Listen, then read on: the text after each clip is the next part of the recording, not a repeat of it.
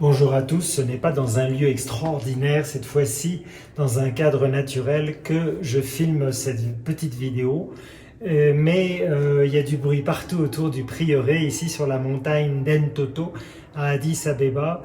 Et à l'extérieur, c'est la mauvaise heure, il y a les orthodoxes qui ont leur haut-parleur qui crachent sur des kilomètres à la ronde. Donc ce n'est pas très facile de tourner des vidéos ici. Donc, deux questions. La première, qu'est-ce que vous dites à des personnes qui viendraient vous trouver et qui vous dites, tu sais, toi t'es chrétien, moi je prie Dieu depuis longtemps pour telle et telle raison et Dieu ne me répond pas. Voilà. Question assez habituelle, mais qu'est-ce que vous répondez? Comment est-ce que vous l'éclairez? Est-ce que vous avez des passages de l'Écriture que vous avez listés depuis des années sur cette question précise? Dieu est silencieux. C'est vrai que ça revient souvent, quoi.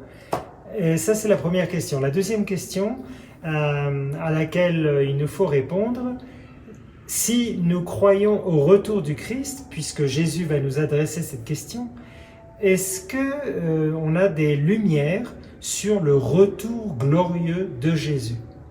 Voilà. Alors, la première question, qu'est-ce que nous répondons? Eh bien, il est clair que Jésus, dans l'Évangile au début, veut qu'on prie, mais qu'on prie avec persévérance, que Dieu réponde ou qu'il ne réponde pas. Prier sans se décourager. D'où la parabole de la veuve opportune qui en kikine ce juge et le juge l'envoie balader plusieurs fois jusqu'au jour où il en a marre d'être dérangé tout le temps par cette veuve. Alors qu'est-ce qu'il fait? Eh bien, il va répondre à cette veuve et lui donner ce qu'elle voulait obtenir depuis longtemps. Donc Jésus nous donne cette parabole pour vous dire que est-ce que vous priez autant? Est-ce que vous persévérez dans vos demandes envers Dieu, envers Jésus, envers Marie, autant que cette veuve a demandé au juge de lui faire justice? Donc, c'est un peu un examen de conscience sur notre persévérance dans la prière. Voilà, c'est assez simple, mais dans la pratique, qu'est-ce que nous faisons?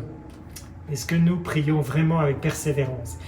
La deuxième question, c'est par rapport au retour de Jésus dans sa gloire. Est-ce qu'on y croit? Est-ce qu'on l'espère? Est-ce qu'on le désire? Est-ce que nous avons lu les passages sur Matthieu 24, sur les signes de la fin des temps, les signes qui vont annoncer le retour glorieux de Jésus? Et puis plein d'autres chapitres dans l'Apocalypse et même dans les épîtres à Timothée, aux Thessaloniciens. Voilà, connaissons ces passages parce qu'il faut alimenter notre espérance. Nous sommes responsables de la vertu d'espérance, pas du côté du don. La foi, l'espérance et la charité sont des dons de Dieu, dons donnés au baptême. Mais nous, comme des petites fleurs, il faut les arroser. Et on les arrose en ouvrant la parole de Dieu. Si chaque matin, chaque chrétien, comme le dit saint Paul, s'alimentait de la parole de Dieu, de l'évangile du jour, par exemple, eh bien, nous chrétiens, en France, partout, nous serions forts parce que nous serions puissamment irrigués par la parole de Dieu, nourris par la parole de Dieu. Et puis enfin, la première lecture avec Moïse sur la montagne. Mais qu'est-ce qu'il va faire Moïse sur la montagne? Eh bien, il va intercéder pour le peuple qui est attaqué par les Amalécites. Et qu'est-ce qu'il fait? Il se met les bras comme ça et il demande à Aaron et Hur de supporter ses bras.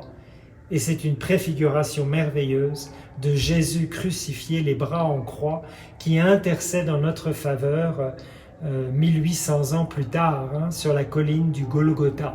Voilà. Alors, intercédons les uns pour les autres, prions avec persévérance et patience, et surtout, attendons le retour de Jésus dans la prière, tous les jours. Il peut revenir ce soir, il peut revenir demain, et ça sera dans la gloire cette fois-ci, pas dans le sein de la Vierge Marie. Voilà, prions les uns pour les autres et que Dieu vous bénisse tous.